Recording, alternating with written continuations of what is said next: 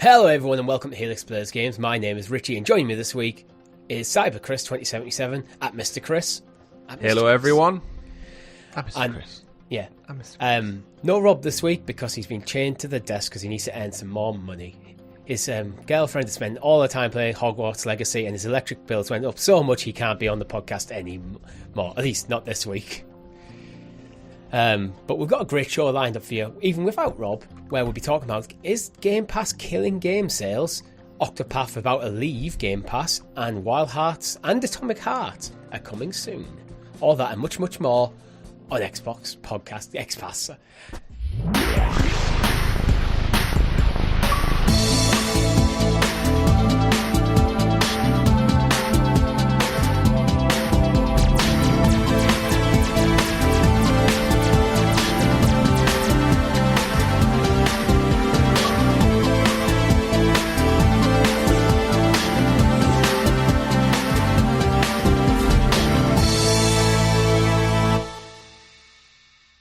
But before we get into it, if you haven't already, make sure you like the video and subscribe to the channel or your podcast feed of choice with notifications switched on, so you're kept in the loop here with all our great content here at Helix Plays Games, such as tomorrow when we bring you Talking the PS, our PlayStation gaming podcast, where we break down everything that's happening on the Sony side of gaming.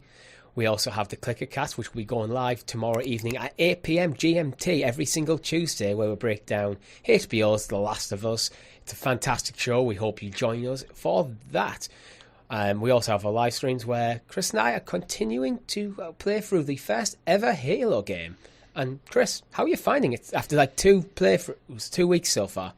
Yeah, well, we have that moment. Obviously, we decide some point during the beginning of the week of what to play on this week's weekly live stream. We do it every single week. We'd love you to come and join us. And of course, since we've embraced this Xbox ecosystem, the doors have been open to a legacy of content, hours, hundreds, thousands of hours of video game fun to be had, and a lot of franchises that we hadn't experienced. So we always had Halo kind of on the dock as one of the... We couldn't do an Xbox podcast and not embrace the world of Halo. And we kind of started off there. We went in with the Master Chief Collection, and ever since that first 2.5, 3 hours of gameplay that we did 2 weeks ago now, I have to be honest, I've had that itch to kind of just want to go back to it, and it was a very easy decision this week. I had the same thing. I had an itch to go back to it, but I was like, oh, are we going to... I felt, when you just feel like we're probably going to continue playing this on stream, so I just make the active decision to not continue playing myself. It was like, I want to play this on stream, and now Chris will probably be wanting to play it as well, so... Good problem to have. Good problem to have. It is. But yeah, I'm enjoying it so far. It's a little bit light on the story front, which for a game that is of a certain era and of a certain age, so far I'm prepared for that. And I think what has really, really helped embrace Halo is the GoldenEye launch that we played a week prior or 2 weeks prior, because GoldenEye is set in time, but that brought us in with the nostalgia as well, so you kind of forgive it for its sins. But I do think it helped kind of lay a good foundation for then playing Halo, because when we've got like these minimal cutscenes, or there's like, let's face it, there's very little objectives or points of reference for what's really going on, it isn't bothering me. I'm just like, yeah, let's run around, shoot some things, kill some enemies, drive some vehicles, and just mooch around, explore this world, and have fun. And that's what I'm doing. The weapons are interesting, the bad guys are interesting, and yeah, how about yourself? How are you finding it? Pretty much agree with everything you said. I wish there was more weapon variety at this point, because we seem to run out of bullets a lot, and then you seem to just constantly be switching between your normal like assault rifle, the plasma rifle, and the needler, and it seems to be just... And then there's like 2 pistols, and it feels like I could do with a few more different types of weapons in here, just to change things up, especially when I am changing weapons so frequently. But other than that, I do think it is a great game. I am looking forward to playing more. I'm pretty sure it's probably going to be Halo again this week, because our Discord, I was talking to them the other day, and I think it seems like they seem to think that we've maybe got like 2 more streams to roll credits. Yeah, I feel so. So it's probably going to be Halo for the next 2 weeks, and then maybe go do something a bit different before we come back to Halo 2. Yeah, there's so much to play and so much to come out, and obviously we've got Atomic Heart we're going to talk about this week. So I'll probably do a first look. Let us know in the comments of this video, what do you want us to play after Halo? So you've got about maybe 2-3 weeks before we play something else. So just let us know what you want to play, and anything that is on Game Pass and anything that on PlayStation Plus is on the cards. Oh, any free to play? Some people actually mentioned through our live stream this week. Like we've got Warzone, we've got Fall Guys, we've got Rocket League. Like we can do anything between Game Pass, the free to play stuff, and PlayStation Plus Premium. We've pretty much got probably about good 70% of games covered that we could play. So we're eating well. On top of the stuff that we choose to buy ourselves. So just let us know, what is it you want to see? Do you want to see more Ghost of Tsushima Legends? Do you want us to crack on straight with Halo? Maybe jump into Gears? Play some Call of Duty Warzones, Fall Guys, whatever. Just let us know in the comments. I like to play stuff with you guys as well on our live streams. So Fall Guys, I think, could be a fun stream. Oh, absolutely, undoubtedly. Yeah. Those beans off the cliff. Yeah, but other than Halo, Chris, been playing anything interesting? So, been very, very busy with work this week. I'm about to embark on playing as much as I possibly can because my daughter's due next month. I'm off for a week. This is my last holiday as a free man, as they say. With sleep is on my side right now. I can stay up late. I can sleep in bed. I've got very little to do this week, and that's very intentional because I want to kind of enjoy it whilst I can. So I'm going to play plenty of Hogwarts Legacy. I'm going to go back and wrap up some GoldenEye. I've got some other James Bond games that I've purchased from eBay this week that we talk about tomorrow and talking the PS in a little bit more detail. But I've got basically a lot of things. I'm going to check out Atomic Heart when that goes live. We're going to talk about that as part of the news story. So yeah, I'm going to jump around quite a little bit and do some decorating and whatnot. But this past week, finally got back to some Hogwarts Legacy. Played a little bit of Wild Hearts, which we'll get into. But other than dabbling in Hogwarts Legacy, I've nearly finished my Witcher book that I've been reading through.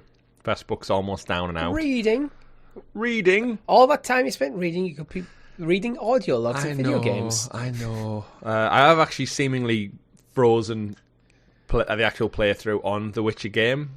Yeah. Too much to my chagrin. Like I wanted to fully commit to that, and then everything's just kind of caught up with me, and I don't have time, and now my attention split several other ways. You might find like when your daughter's born, you have a little bit of time before like that kind of period where it's like she spends most of her time asleep. Well, that's what I'm hoping for. Paternity leave, a month off, and she just sleeps and I just crack on with maybe The Witcher or something else. But well, as we all know with gaming, and a lot of our audience out there, you're all parents. Well, not all of you, but most of you are parents, I believe. You knew what it's like. You can watch me on video go through all those trials and tribulations. Yeah. But yeah, what about you, Richie? What you've been playing? Again, I haven't had as much time on my hands this week as I would like, as it seems to be every single week at the moment. It does, doesn't it? Yeah, this like what the hell's up with that? Between sleep, trying to look after myself, I'm trying to go to the gym and stuff, go out for runs, and like trying to get fit and healthy, and then going to work, and it's like sometimes just like it doesn't feel like I have that much time. Also, I'm building a guitar as well. That takes time as well. It's like everything takes time. I wish things just wouldn't take time. Like it'd be nice if we all had Bernard's watch. And then sometimes you just can't be asked when you just at the end of the day you're knackered. It's like I just can't be asked to engage that to that level in a video game. I just want to sit there and do nothing. One thing I am conscious of though as well is once the season for The Last of Us wraps up and ClickerCast is done, that gives us a good chunk of time back every Tuesday night as well, so I'm hoping that'll give us a bit more freedom to get back to our back catalogues. Yeah, a bit. But I've basically only been playing Hogwarts Legacy and a bit of FIFA, because FIFA's my go-to game at the moment, where I've just got half an hour to kill, or I don't want to play anything like overly engaging or story-driven. FIFA is just very easy to jump into, and you can just drop it at any point. It's like kicking a ball around. It is, yeah.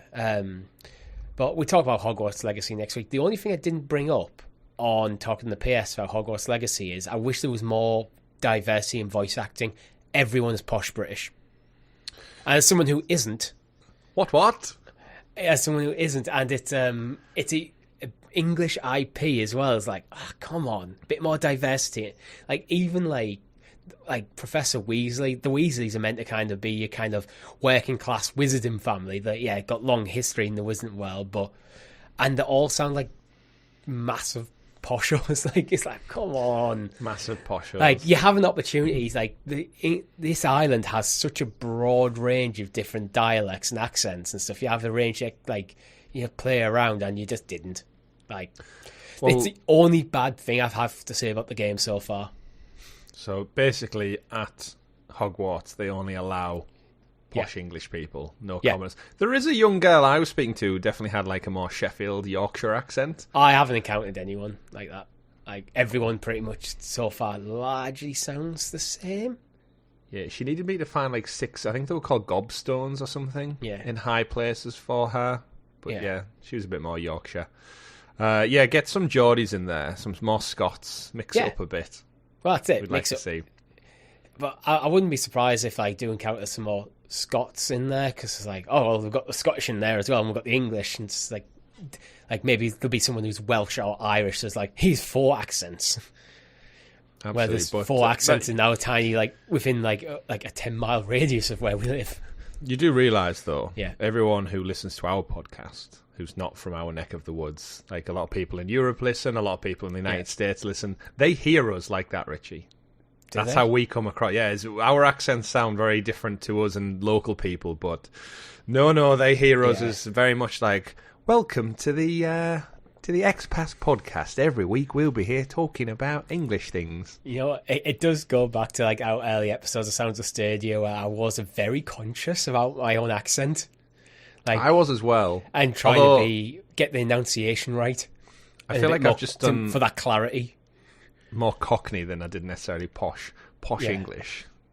Anyway, old chap, shall we continue on with the rest of this show? I think we should. Would you like to introduce us to the... Why, he drinks a can of Monster. The excellently exuberant excavated Xbox expose, a.k.a...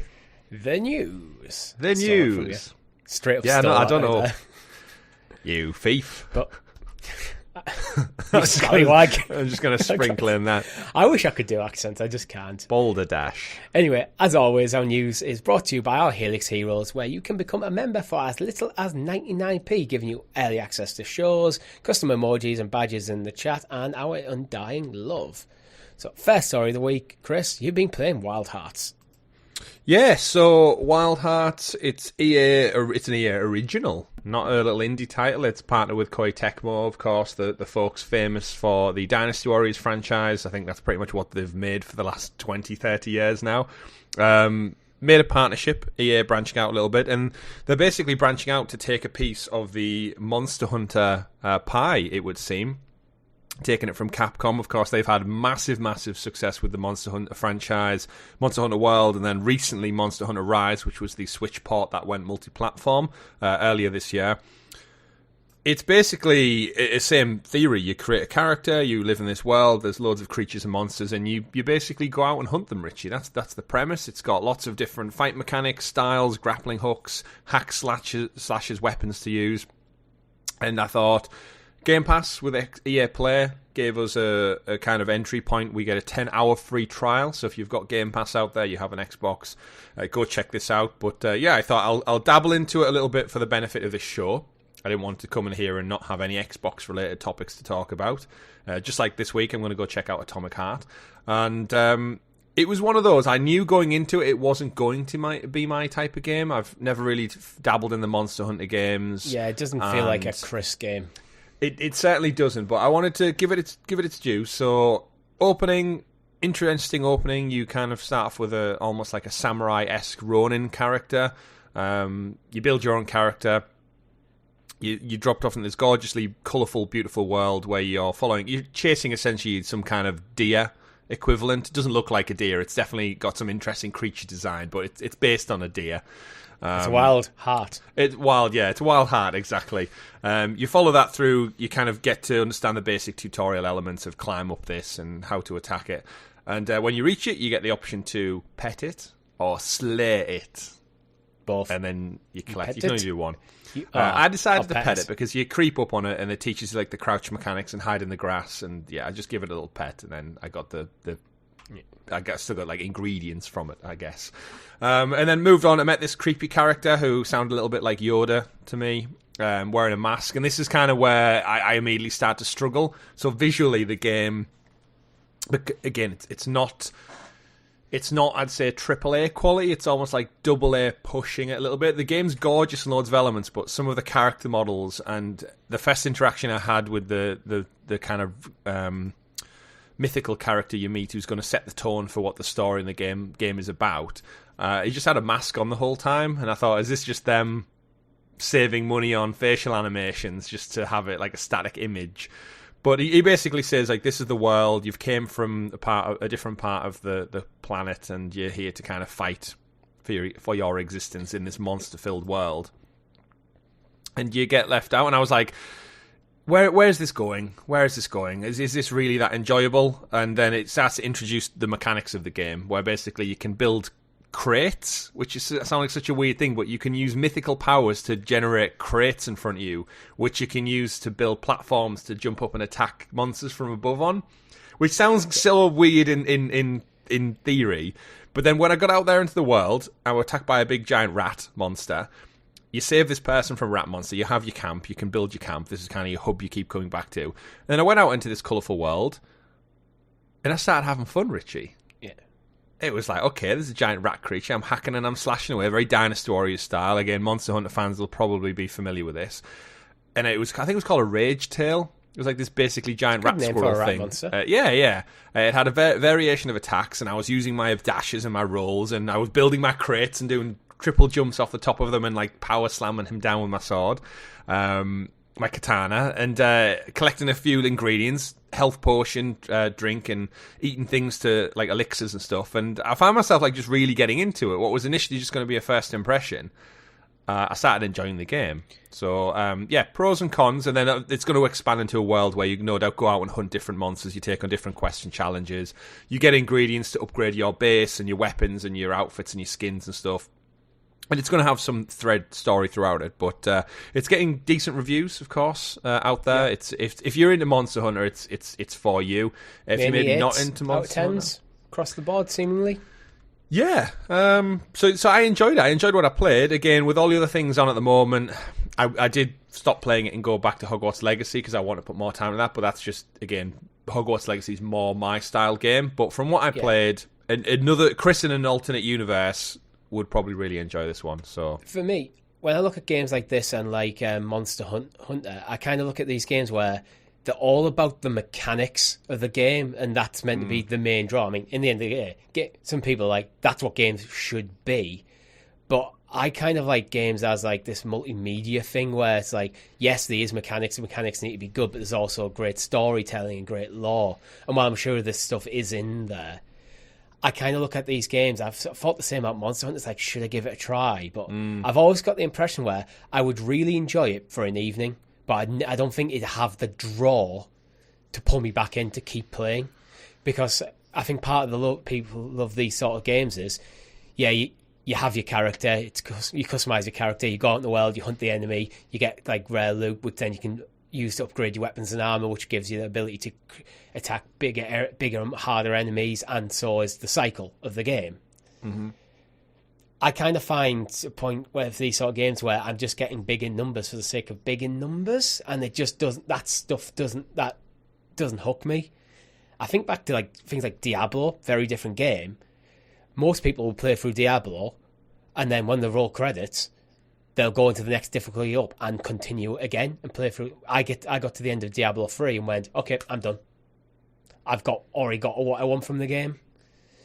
So it's like, it looks awesome, but it does look very much I would play this for one evening and probably go back to something like Hogwarts Legacy, which I do feel that draw to go back and play. And I've been looking for that game actually for the last like couple of weeks, where I keep saying I'm just like dabbling, bouncing around a lot. I'm looking for that game that's going to sink its teeth into me. The sort of thing when you sat at work, you kind of go looking at the clock going, I kind of want to go home so I can play. Oh, we all have that pull down week. And Hogwarts Legacy's got me with that. Yeah, I'd agree with that one. But either way, it looks like Monster Hunter is a terrific game. Thankfully, we've got that 10-hour free trial to check it out and see if you can. I think that 10-hour free trial is fantastic because generous. If you've hit the cap on that 10 hours into this game, buy the game. Yeah, I think you probably know. I honestly think if I had a 10-hour free trial in the game, even if I went 10 hours is enough, I think I would be tempted to buy the game just because, well, the developers just give me 10 hours of great content, so they deserve something. Yeah, absolutely. And as you said, it's out of 10s, 4 to 5 across the board. EA smashing it out of the park at the moment. Like if Jedi Survivor ends up getting good scores, which I think they're anticipating. It's an interesting combination, Koei Tecmo and EA. You just wouldn't really... They don't feel like natural pairings to co-publish a game. Nope. I'm guessing it's one of them. Koei Tecmo were working on it, probably didn't have the budget for what their studio wanted to do, so they've went to outside publishers. And EA probably went, well, actually, we're not footing the entire bill. We can take a gamble here, and it could get us some of that Monster Hunter money, because Monster Hunter in Japan sells really well.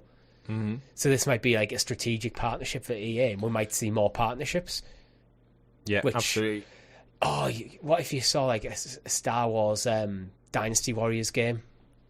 I mean, I've wanted that since the PS2 days, if I'm honest. Like, give me the lightsabers, let me go hack and slash at droids and whatnot. Although EA don't have exclusive rights to Star Wars anymore, but it's doable. Everything's doable, but to summarise for Wild Hearts, I think IGN's review kind of sums it up best when it says, if imitation is the sincerest form of flattery, then Koei Tecmo's Amiga Force is using Wild Hearts to flirt hard with Capcom right now. So it's like, it's almost copied the homework, but change it a little bit, and that works. Yeah, it's got its unique spin on it, but it is effective. This could be a Monster Hunter game. Mm-hmm. It's close enough, but that doesn't necessarily mean that doesn't have to be a bad thing. It just means that there's another game in this space doing similar things. So if you're into Monster Hunter, well, now he's effectively another game that you're probably going to love. While you wait for the next Monster Hunter to come out. Yeah, or you might find you prefer this. The unique elements of it that are different from Monster Hunter. Like the building of platforms and stuff. I don't know if that is in Monster Hunter, but it sounds like a unique element that you can use. Well, that means you can make this enemy really, really big and put like a weak point in a difficult to reach place. So you have to almost build your platforms, do some platforming before you can attack. Yeah, that crafting element. I can see how it can kind of mix up the gameplay, almost like Fortnite in a way. Well, that was it. When I saw the crafting element, I was like, "What the hell is this? Why do I have to build? What is the purpose of these?" Like, you can craft more than blocks. I just obviously didn't get far enough into the game. As you basically summon them using mythical powers, and you craft things to help you within the fight. So you can also put the blocks up to stop the big crazy bad guys from attacking you. So when that rat guy was trying to charge me, if I built like a little quick tower of blocks, he'd smash into them instead of like flattening me. So there is like a defense and offensive like theory behind it. But as crazy as it seemed, as soon as I was starting to use it in combat and I was doing like a triple spin jump off the top of it and power slamming the rat, it was satisfying as hell. So I was like, I get it now. And then I'm sure as you play through the game and you unlock different abilities and crafting elements, you can really, really bring them into the forefront of your play style and how you want to approach these enemies. So yeah, again, for what I played, really enjoyed it. And if you're thinking about or you're on the fence maybe, that's what the free trial's there for with Game Pass. So go check it out. Yeah, talking about another game that comes to Game Pass, actually tomorrow, February the 21st, Atomic Heart. So Atomic Heart is the game that is effectively Bioshock meets Russia. Mm-hmm. It's, I think, the best way I kind of remember what this game is. Soviet Russia, yeah. Not Soviet, today Russia. We don't talk about today Russia. Yeah. Thoughts on this game so far, Chris? Well, from what you've seen, excited for it to come out tomorrow? Massive Bioshock fan. I've mentioned a few times that I'm definitely going to check this one out this week. So it's 100% on my radar. I'm off work, so I'm 100% going to find some time. I'll probably put it up on the channel at some stage as well. But yeah, Atomic Heart, it's developed by Munfish. It's been in the works for quite some time. And this studio is actually based in Russia, so they've had that kind of like knock-on effect of should they be trading, should they not be trading, is there sanctions from the rest of the world that's impacting them, but the developers aren't really, it's nothing to do with them, but where they're based, it's a whole political thing, which we won't get into here today. We're going to focus on the game. Absolutely. It does come out. It's, as you said, it's Bioshock, set place in kind of an alternate Soviet history world, it would appear to be. And the early previews of it look fantastic. The gameplay looks fun. It's got puzzles. Graphically, it looks like it's up to that AAA quality. Just watching some of the videos now, the polish on this game is leaps and bounds ahead of Atomic Heart, Wild Hearts, which I've just been talking about. Is that 2 Heart games within the space of a month? Yeah. Wild Hearts, Atomic Hearts. It's 2 Heart games in the space of a podcast. Well, yeah, exactly. It looks fun. You've got kind of telekinesis powers to some degree, varying weapons using electricity and such, various enemies that kind of look like infected zombie things, but they're not quite. And yeah, it just looks like Bioshock, Wolfenstein combination, maybe a little bit of Far Cry sprinkled in. Yeah. So this studio has been very, very ambitious with this game, and it's quirky enough, and it looks polished visually and fun enough.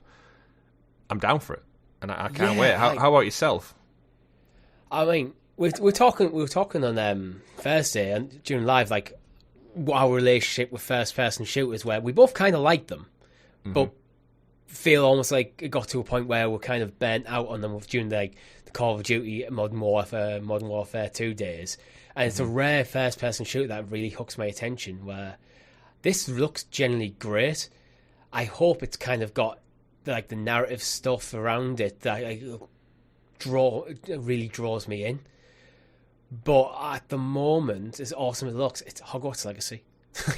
This is the problem I'm having with this game. If I hadn't picked up Hogwarts Legacy, and this would have a bigger shot at being the game that's going to capture my attention, because I was before Hogwarts Legacy in this point where I was dabbling. I was like, nothing was quite hooking me the way I wanted it to. Yeah. So this would have a very, very good chance. But I think, again, this is probably, I'm going to play for an evening, probably on Tuesday. Probably not Tuesday because of ClickerCast, actually probably Wednesday, to kind of see what it's about. And then it will probably get, unfortunately, shelved for now. No fault of the game, because I'll probably want to go back to Hogwarts Legacy, because that's a game I did spend a lot of money buying. Well, that's the difference, isn't it? Is GamePass? Yeah. It's kind of we'll talk about it in the next story regarding GamePass and how it impacts sales of actual games. But it's great because it allows us to experience things that we maybe wouldn't have committed to or bought before. And I think you and me, if we both got Hogwarts Legacy, and a lot of our audience who've got Hogwarts Legacy, they just spent £60-70, maybe more if they bought the deluxe edition. Why then would you be playing this or paying for this, more importantly? But Game Pass allows us to play it and check it out, and if it again gets its hooks in you, then it's there. It's always there on Game Pass. So as long as you don't wait too long for it to be taken from the service, it could be fun. Yeah, this is very much a game where, as awesome as it looks, I don't think I would buy it. Because I would always worry this is a game I'd play for one evening and go, okay, I've played enough of that. Just as a first-person shooter fix, rather than being fully invested in the game. So I think that's where I'm glad it's on Game Pass, because it means I get to experience it. And I may be wrong. I may play this and go, you know what, Sod Hogwarts Legacy, this is better. It has a chance. I'm not ruling that possibility out. And but yeah. The one thing I'm always a big, massive fan of is smaller studios, new IP, doing something crazy and different, taking inspiration from what came before them. And let's face it, we've not had a Bioshock game for a long, long time. We know there's a fourth one in development, but it's been a long time since Infinite came out, and the trilogy, and it's got enough of that and that I think could garner a really good audience. It's clearly the developers of this game clearly love Bioshock. Oh, undoubtedly. But it's got enough uniqueness to it where it doesn't feel like a rip-off. I think the setting, they haven't stolen the setting. They've just kind of been influenced by some of the mechanics where, okay, this is a first-person shooter predominantly, but there's going to be some weird, cool power stuff involved, which mixes it up in an interesting way. Yeah, really does. Yeah. But, not long to wait. It seems to have, some really cool-looking puzzles involved as well, actually. So which really Bioshock did as well, but just the enemy variety's got me. Yeah. It's just some of the things look so wacky and crazy with the powers. I'm down for it. Actually, the more I look at it, the more excited I'm getting to check it out and play it now. So that's a good sign of a trailer. Same. The more we talk about it, the more we're almost talking ourselves up on this game. That's what I mean. Last good. week, you bought Hogwarts Legacy after me and Rob bigged up how good it looked and how good it was. Touching back, after this, I'll shut up about Hogwarts Legacy, but Hogwarts Legacy is one of them games that I fully expected to just be fine. I think it's probably because it's a WB game. And I was thinking about it last night while I was playing. It's like, when's the last time WB dropped a game that I went, I need to play this? And I think it might have been Shadow of War. Like Shadow of Mordor. Like, I haven't played Shadow of War. Shadow of War, I always intended to go back and play, but came out with a bit of controversy and kind of went, I'm not going day one on this. I want to see, I'm watching the landscape, and then just never ended up going back to it. And then there's Lego games, which are not really for me, but they are good games. The Batman games, we knew Gotham Knights was going to be what it was. Yeah, that didn't work. So I think this is why I was probably kind of flat on Hogwarts Legacy. It's because I wasn't expecting it. I was expecting a 7 out of 10, to be honest. But I think it's a 9. So it's just magic. Yeah. Magic. It's one of them. I was playing last night. It's like, come on, WE. This is the standard. You are capable of games like this. Please, please, please do it. Do this. More of this. And now you shut up about Hogwarts Legacy. Silencio. Yeah. If that's Let's talk about. I don't know if that's a spell. I don't. It is now. Let's talk about Game Pass. So Microsoft has admitted that Game Pass cannibalizes sales, which seems to be one of the most statements I've ever heard. Duh. Yeah. This came off the back of all the Call of Duty Blizzard crap, didn't it? That we hate bringing up on the show because it just seems to be continual. But this merger, it's been scrutinised by all these regulatory bodies, and inevitably we get little trickles of information. Just like we did, if you remember when Apple and Microsoft were all talking about, and Google were on about suing each other for licensing on the App Store. We got loads of secret insider scoops from how the businesses work from Epic. It was Epic and Apple, wasn't it? Sorry, Epic and Apple. Yeah. We got loads of little bits of redacted information, and apparently Phil Spencer was quoted back in 2018 making remarks about saying, to read actually the quote direct from the article, Xbox Game Pass offers gamers and game creators more choice and opportunity in how they discover, experience and deliver games. For gamers, that means providing another option for them to discover games and play with friends at great value. For developers, this means creating another option of how they monetize their games. We're focused on helping game creators of all sizes maximize the total financial value they receive through Game Pass. Each game is unique, so we work closely with creators to build a custom program to reflect what they need and ensure they're compensated financially for their participation in the service and allow room for creativity and innovation. As a result, the number of developers interested in working with Game Pass continues to grow. So Phil bigging it up back in 2018, but evidently it's cannibalized the actual physical buy it out and right games things. Well, yeah, I mean, that is, again, we said this is one of them, moments. And if you're getting a game for free, you're not going to buy it for £70 because it's free. There's a 277-page document where this info comes out of. Who reads these things? Reading from IGN, a redacted % decline in base game sales 12 months following the addition to Game Pass. I was like, so 12 in the 12 months after a game's added to Game Pass, the sales drop. It's like, of course, because people who have Game Pass are not going to buy the game when they have access to it. It's one of them so obvious things. But I think this is trying to get almost spun in a way to going, Game Pass is terrible for gaming. In some people are hinting at. It's like, I've probably Sony hinting at that, and where it's like, but how many games? So for some games, I think Game Pass probably is terrible for. Games that are people going to go and buy day and date, day one, they're probably going to make less money if it's being on Game Pass day and date. But for games that are kind of maybe smaller, the more niche stuff that might have been overlooked, being on Game Pass helps them find the place. I don't know. I think I don't think there's one straight answer. You want straight answer. I think it is game dependent, whether it's good or bad. As a consumer, I genuinely look at Game Pass and go, yes, please. This gives me... Games are very expensive. I understand why they're expensive, and you can make a solid argument that games should be even more expensive than they actually are. It's a very But interesting it gives me one. access to a huge library, and it means it gives me the opportunity to have a go at a game that I might not otherwise have given. I talk about Atomic Heart. I literally just said I don't think I would have bought this game, but because it's on Game Pass, I am definitely going to try it. Mm-hmm. And that goes back to, I guess, to the Game Pass conversation is in its entirety. Is PlayStation are not doing that. They've said time and time. Nintendo aren't doing that. You're never going to get a Mario game day one included in a subscription, just like you're never going to get a God of War or Last of Us day one. That's just not the model. But Microsoft have obviously committed to this, and I think for the developers, that they're not forced into using Game Pass, especially the non, obviously the first party studios are, but they're Microsoft. That's Microsoft's money. It's all internal. But there is something odd to be said, because, as you said, video games cost millions to make, and we know a Game Pass makes millions, but I'd be very interested to see what the revenue split is.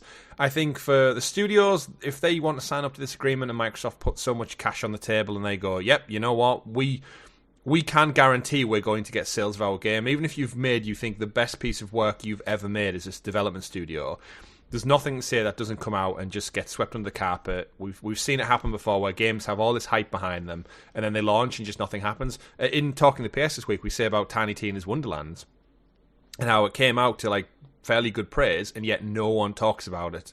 And it never really cracked the top 10 sales or anything like that. And then subsequently following on from that, we had the new Tales of the Borderlands game from the same studio that was the spiritual successor to one of the best Telltale games ever, and yet no one heard about it. You wouldn't even know it came out last year if someone told me it was still in development, it was due out 2023. I'd probably go, oh yeah, I'm looking forward to playing that. Should have been a Game Pass game, quite frankly. But back to that studio, like, if Microsoft don't go to them and offer them money, they have to survive on their own merits. And the great thing with Game Pass is, as Phil says in his quote, all sizes, big and small, like, will support them and will compensate them financially for their participation in the service. My worry for Game Pass is that if enough people don't play the games, and are we being conditioned like we are to check games out but never really play them to fruition and never really enjoy them? Like, if we both check Atomic Heart out and we put 2 hours into it, who's benefiting from that? You don't have that monetary pressure almost to I paid give the game £70 for this. I think so I will get my money's worth. Yeah, if I've dropped £70 on the game, I'm more likely to give it a bigger, a longer go at to, like, absolutely. Before I write it off. We're probably talking 10 hours, to be honest, before I kind of go, no, this is not working for me. If a game I've dropped £70 on, a Game Pass game, you might get 2. Yeah, there is that thing about it, but that also means that I could try something and go, yes, for me. Persona 5, the only reason I played Persona 5 is because I was trying PS Now out back in the early days when we were starting the channel, and when we're starting with Stadia, we're looking at some of the competitors in the market. It's like I needed a game to give PS Now a go with, and I'd heard good things about Persona 5. It was there, so I thought I will give it a go, and I fell in love with that game. So these stories like that, but then there's also plenty of games where I go, yeah, it's fine, it's good. I'm going to go play something else now.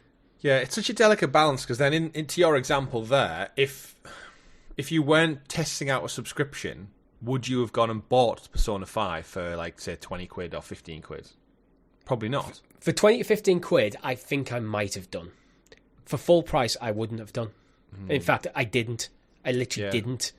It's such a delicate balance. It's just an interesting one, because it needs to be financial, and even after, like, the Activision merger, like, if they put Call of Duty on Game Pass, whatever that may look like, Starfield comes out later this year. The crunching the numbers is, does Starfield being on Game Pass make more money for Microsoft than if it was just sold at $70, £70? Like, if Starfield's arguably going to be Microsoft's biggest game of the year, it's Bethesda's biggest game since Fallout 4, arguably. If you look at it as a one-off game in isolation, I think Microsoft would make more money off Starfield being sold as a single entity, because it's it's the next big Bethesda game that has a lot alone behind it. It's highly anticipated. It looks pretty cool. It's basically Skyrim in space, like that. Yeah, like we people want that. People are excited by that. However, I don't think you can look at that in isolation. You have to look at going, okay, Starfield's coming. It's going to be on Game Pass. I'm going to buy an Xbox with a year's of Game Pass to play that game, so they might make more money in that way, and then you got more people into the ecosystem, which then they make more money over a long period of time, rather than that first month of just everyone paying 70 quid for the game. So the income will be less spiky, but at a more sustained higher level. It's such volatile economics, isn't it, when you think about it? Because like, if you crunch just the basic numbers and go, if they sold 10 million copies of Starfield at $70 a pop, that's like, what, $700 million, right? Yeah. 10 of it, it's not profit. That is of course, costs and stuff involved, but that's a lot of money. However, what if it comes out and the game's bad and it sells 1-2 million copies? You know what I mean? It's such a delicate, but like the reality is because it's a creative medium, there's no guarantee you are going, like, obviously there's some IP, and I'm sure Starfield has that like Bethesda Fallout kind of umbrella behind it that's going to kind of raise it above everything else, just for the fact of who's making it and what it means and the marketing behind it. But like, if you were Microsoft, would you be like, I'd rather have the 700 million outright, or I'd rather have that trickle effect of $10 a month for like 2 years? You know what I mean? The finances sometimes, when you look at certain things, don't line up. And if they're going to eat that cost for the likes of Call of Duty, Crash Bandicoot, Spyro, all the Bethesda games, all of the like Diablo and stuff as well, Warcraft, whatever that looks like. Yes, I might be on Game Pass for the next decade, but you're only getting $10 out of me a month. Or for you and me, Richie, we're already subscribed for the next 2 years, so they ain't getting any more out of us for 24 months. I'm going to play Starfield, whether I play it for 1 minute or 100 minutes, 100 hours, sorry, they're not getting any more out of me. Whereas if I'm a brand new customer dropping $70 and then paying for potentially DLC, then, you know what I mean? The finances of it all. I can see why people have suspicions about Game Pass. I can see the benefit for Microsoft, because you're saying they're not, Microsoft aren't getting more money out of you, but they actually have you now, where they didn't before. Yeah, that's so true. This is money that they wouldn't have had. So it's about growing that install base. Game Pass this is I think where the gamble is with Microsoft. They're looking at it and going, we're probably making less money now on game. We're putting games, our first party titles, on Game Pass than we would if we just sold the games. However, the install base is growing rapidly. We're catching up Sony. I think to them, they were looking at it going, this is worth the increased market share. Now, non-Microsoft stuff I think is a very different conversation, because Microsoft and the first party stuff, they can basically do whatever the hell they like. They can take the gamble and go, yeah, we don't need Starfield. We don't need to sell 10 million box copies. We can sell 2 million box copies and hit 8 million Game Pass subscribers. And then that means we've got 8 million Game Pass subscribers, and everything that means, it grows the service. They're getting that steady income rather than spiky income, which I'm sure accountants would prefer. But a third party putting a game on Game Pass is a very different prospect, and it's also Game Pass existing does change the landscape of the industry in terms of like sales, because, well, I have all these games on Game Pass, so if you bring out a game, am I less inclined to just buy more games because I have so much of a huge library already at my fingertips? I would say the answer is 100% yes. Yeah. I feel like the last year I've bought a lot, like, albeit there's not been maybe that much that's came out that's been my style, but going into this year, I think back in January when we did our kind of forecast for the year ahead, the only thing I was really hyped about actually buying day one, and I think Rob said the same, was Star Wars Jedi Survivor. Yeah. That's one game in the whole, like, that's it. And we're like big gamers, so we're big gamers, but we're also adults in our few short of time. We tend to pick our battles. Yeah, exactly. But then with Game Pass, I was kind of like, well, I'm going to get to play Atomic Heart. I'm going to get to play, like, we got Hi-Fi Rush. I enjoyed that while I play that, but I didn't see it through to the end because I moved on to the next thing. Because as you said, I've got a library of, we're playing Halo. We're playing a game that's 20 plus year old because we have it. I wouldn't have gone out and bought Halo. I really enjoyed Hi-Fi Rush, but I didn't really have the inclination to continue playing all the way through to completion because I have only so much time, and there's other things I wanted to play instead. Exactly, but back to your earlier point, like if you'd have bought it for 30 quid, for example, I would have finished you'd have probably sought out the end to enjoy it, and it's that psychological balance between like psychological, financial. It's such an odd, like, don't get me wrong, this is fantastic for consumers. We're getting more than we've ever got for like the cheapest price ever. 10 quid a month. As long as the standard of games doesn't take a dive. Mm-hmm. which is a potential if there's less money getting, especially with third parties, if there's less money going in the third party hands because less people are buying the games, that could mean that third parties kind of fall away. They don't have the finances to compete at the highest level. And as gamers, we want better and better games. Yeah. Like I mentioned with, I'm talking the PS with Borderlands 3, it's like, I don't feel like Borderlands 3 was a massive, sizable increase in quality compared to Borderlands 2, especially for the time between the games coming out. And so I actually would, if someone went to me now and went, Richie, what Borderlands game should I play first? I'd go Borderlands 2. Even though they don't carry on the story, they're standalone titles, and Borderlands 3 should be the technically superior game. So I don't know, it's an interesting conversation. I don't think there is a right answer. I think it's just one of them things that both as consumers and developers, we kind of just need to accept that Microsoft has changed the game. Yeah. It has happened. I don't think this can be put back in the box. So all we can do is kind of, as an industry, both as consumers, developers, publishers, investors, all the people involved, look at the new landscape and put a new course forward. And I think that's what Sony's doing with PlayStation Plus. They're trying to revamp that to figure out what's going to work for them going forward. Absolutely. And Nintendo just do Nintendo things. It'll be interesting as well because now Microsoft has set this precedence as well, is they can't really go back on it. Could you imagine if they Phil Spencer had to come out and say we're discontinuing Game Pass as of next November or something? It would have to be a slow wind down over the course of probably a decade. They take games out of it. New games don't come to it. But like, there could be a world when financially Microsoft just go, sorry, Team Xbox, like this isn't working out for us. Like the old model, we used to make $70 a pop on every unit sold. Now we're not. We've invested literally millions in new studios. We need to fund them. And back to what you said, I hope that doesn't strip back financing. We've seen them make cuts at 343 and stuff recently.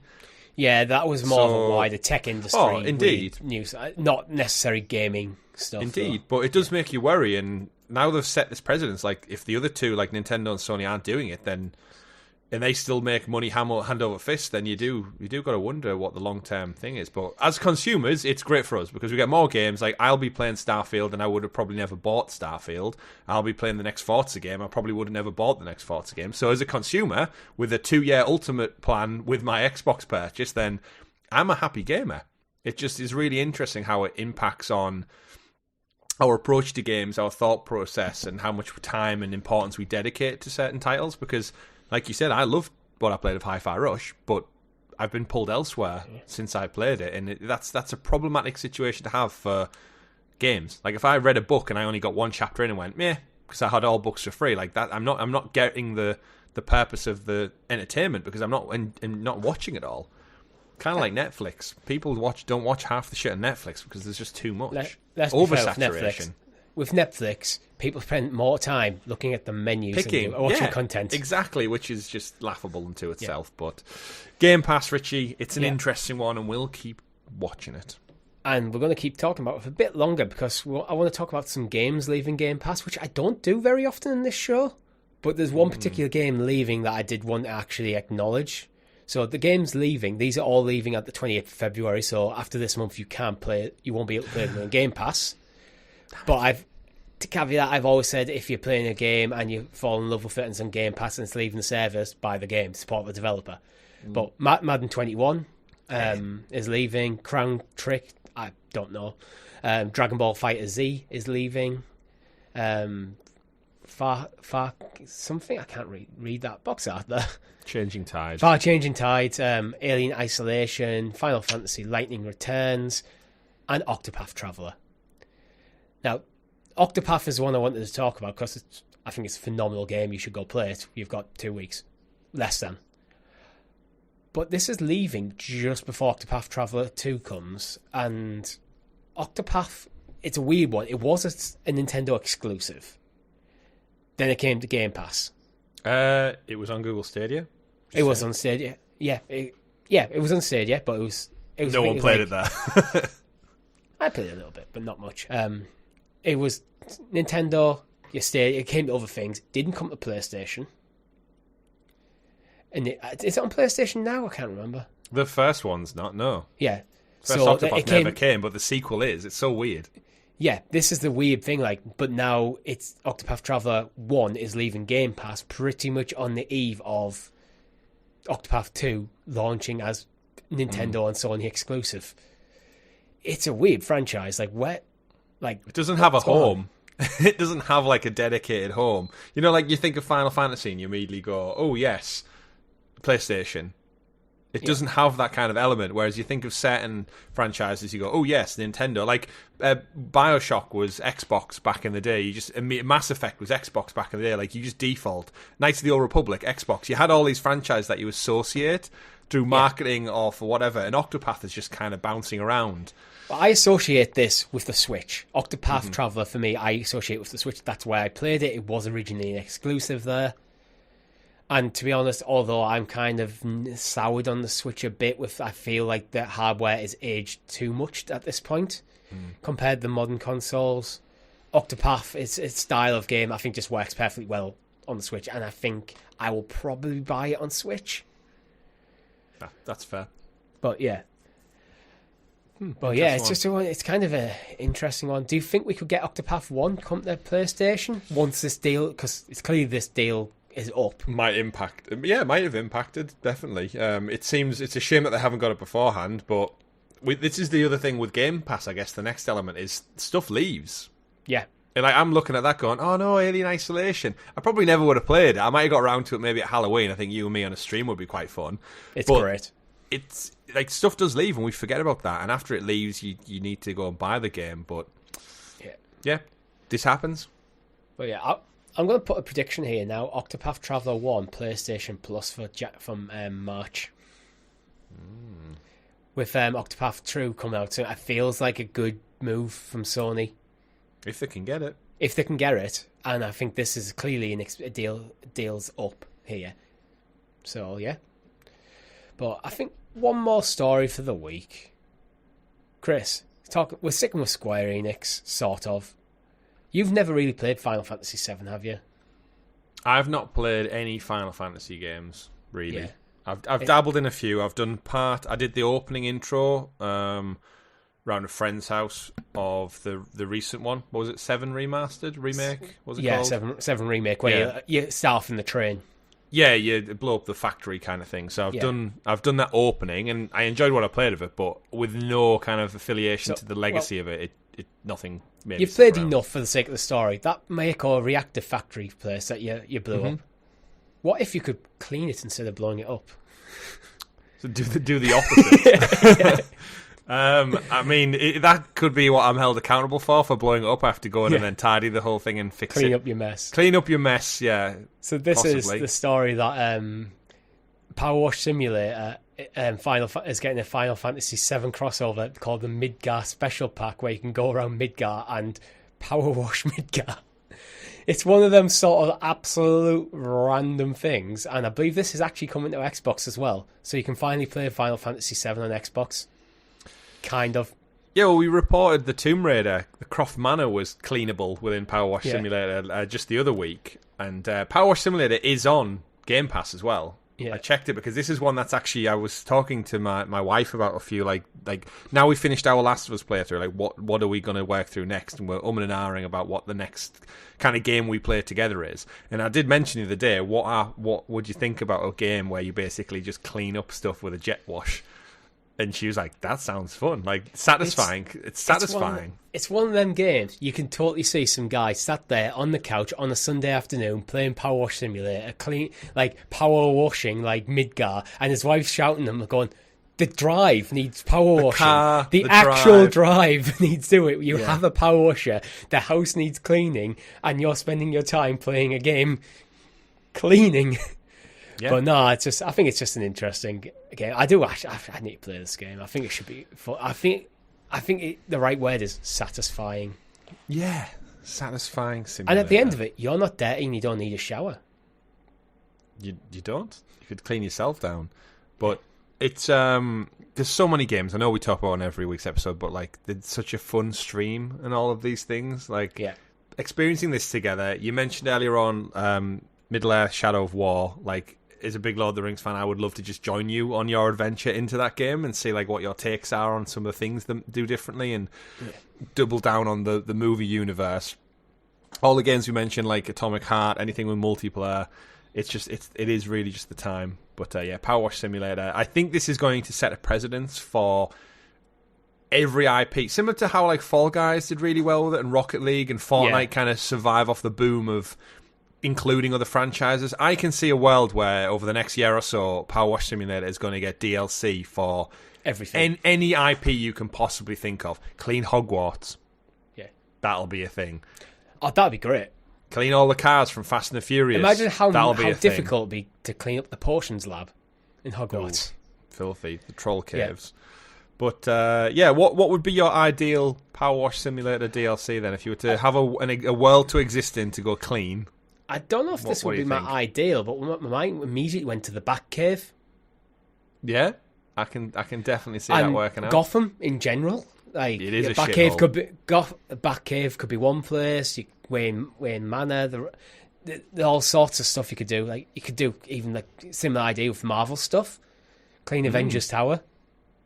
Yeah, set it between like them moving out, like, oh well, we need to get the Power Wash guys in to clean the Avengers Tower because we're moving. We sold it. Yeah, we're selling it on, clean it up for resale. Yeah, I think that'd be a great shout. But there's got to be so many games across the years that you could just like dig into and kind of just take elements. All you really need is the assets converted into whatever Power Wash's engine is. Plonk it in there and then let you go clean it. So yeah, it could be great. Something.